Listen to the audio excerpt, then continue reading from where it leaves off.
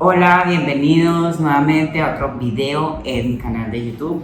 Como siempre les digo, recuerden seguirme en todas mis redes sociales, principalmente Instagram, y suscribirse a este canal para que estemos constantemente compartiendo información de nutrición y entrenamiento. Antes de iniciar con el video, donde vamos a hablar de un tema que constantemente me preguntan por redes sociales, quiero decirles que pasen a ver todos mis planes de acompañamiento nutricional para que juntos logremos esos resultados físicos, nutricionales y de salud que tanto estás buscando y lo hagas orientado por un profesional.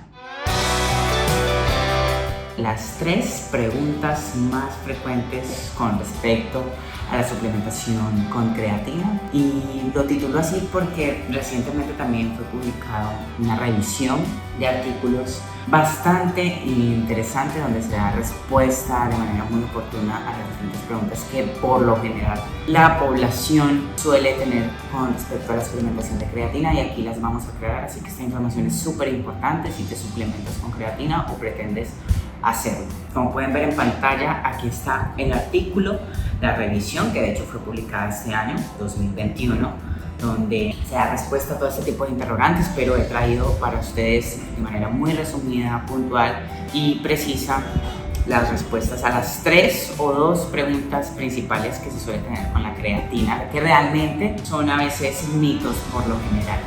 Entonces aquí, como pueden ver en pantalla, está la revisión. Para las que quieran ir a ampliar la información, perfectamente pueden remitirse a este artículo.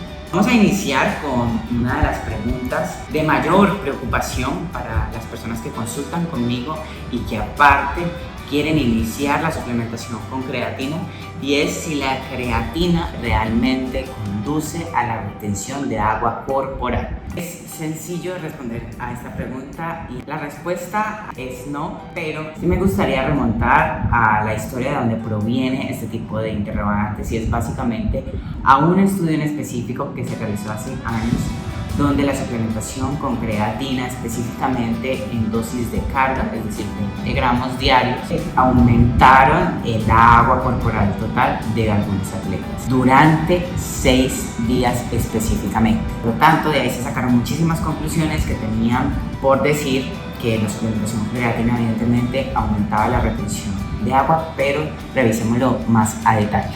Al seguir revisando estos estudios, como se los dejo en pantalla, aquí les dejo varias publicaciones, evidentemente otros estudios concluyeron casi que lo mismo al evidenciarse aumento en el agua extracelular e intracelular. Es decir, vamos a encontrar agua por fuera de las cavidades celulares y por dentro. Y esto sucede más que todo principalmente en la masa muscular. Es decir, que la suplementación con creatina a estas dosis, los primeros días, otros estudios, como lo ven en pantalla, concluyeron lo mismo, que aumentaba el agua corporal específicamente en zonas intracelulares y extracelulares. Pero sigamos revisando. Las conclusiones que nos dan esta mayoría de expertos de que la noción de que la creatina aumenta el agua corporal es ampliamente aceptada por este tipo de investigaciones. Escuchen muy bien, a corto plazo. Ahora, revisando parte de toda la absorción de la creatina, la retención de agua es algo totalmente esperado, sobre todo a nivel intracelular,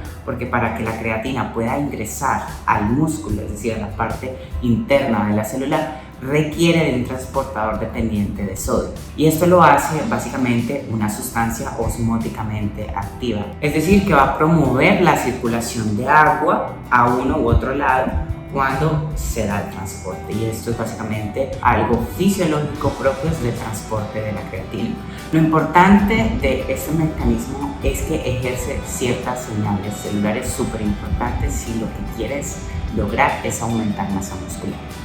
Y es decir, evidentemente es algo totalmente esperado que haya retención de agua, básicamente por efectos propios del transporte y absorción de la creatina en el músculo por sus transportadores. Sin embargo, hay que destacar que la retención de agua intracelular es una señal importante a nivel bioquímico para la síntesis de proteínas, y por lo tanto impulsa el aumento de la masa muscular en el tiempo. Aunque les comparto aquí uno de los artículos donde realmente se rechaza la noción de que la creatina pueda tener ese efecto en la retención de aguas.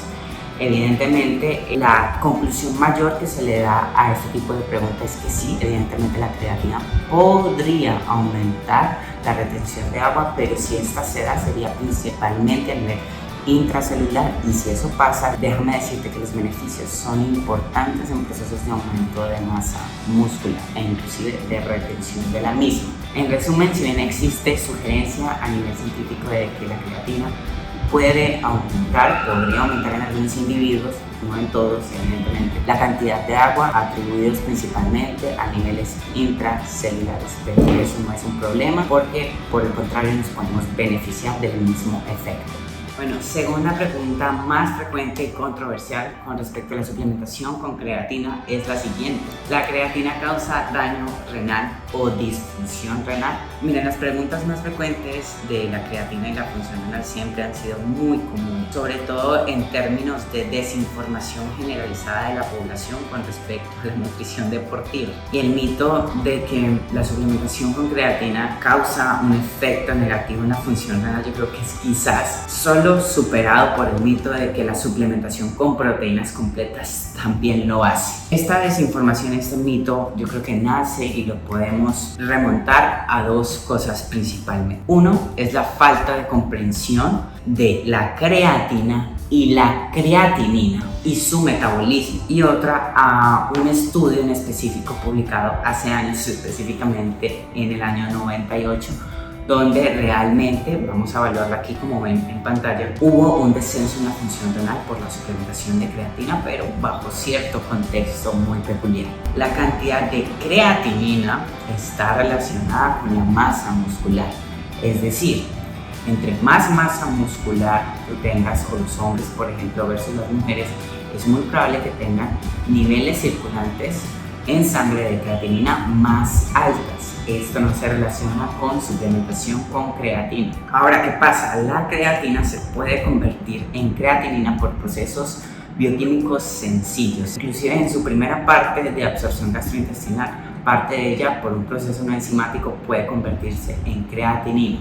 Sin embargo, como lo acabo de mencionar, que se aumente la creatinina por suplementación o fuentes dietarias, porque la carne también tiene creatina, no necesariamente vaya a significar un descenso en la función renal, porque de por sí otras condiciones como la cantidad de masa muscular pueden aumentar la creatinina en sangre. Pero si eso pasa, los riñones sanos, una persona sana perfectamente, van a poder llevar a cabo el metabolismo de la creatinina por vía urinaria sin ningún problema.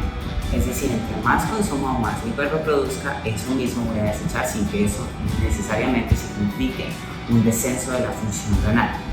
Además, los aumentos o descensos de la creatinina en sangre por suplementación de creatina o por ingesta de creatina dietaria son poco probables. Y si aún así pasan, perfectamente en la capacidad de metabolizarlos sin que eso signifique una disfunción renal.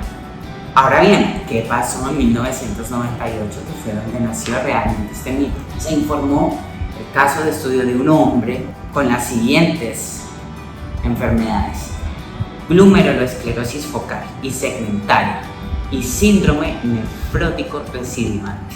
Es decir, el joven de este estudio tenía enfermedad renal desde hace más de 8 años y había recientemente ingerido suplementos de creatina, específicamente en dosis de 15 gramos diarios, es decir, cantidades que ni siquiera se acercan a las dosis ergogénicas reales de la creatina monohidrato, por ejemplo, por lo que se animó al paciente a interrumpir la suplementación con creatina, porque evidentemente los niveles circulantes de creatinina aumentaron en un riñón deteriorado. Conclusión, es decir, en individuos sanos no parece haber efectos adversos de las dosis que constantemente recomiendan los profesionales y los expertos en este tipo de evidencia científica en la función renal.